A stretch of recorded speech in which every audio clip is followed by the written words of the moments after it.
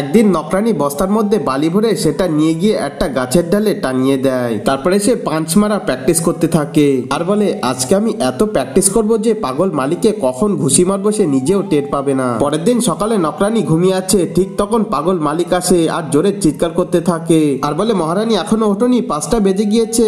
নকরানি তখন চোখ না খুলে পাগল মালিককে একটা ঘুষি মারে। মালিক সেটা মোটেও টের পায় না, অথচ তার চোখ কালো হয়ে গিয়েছে।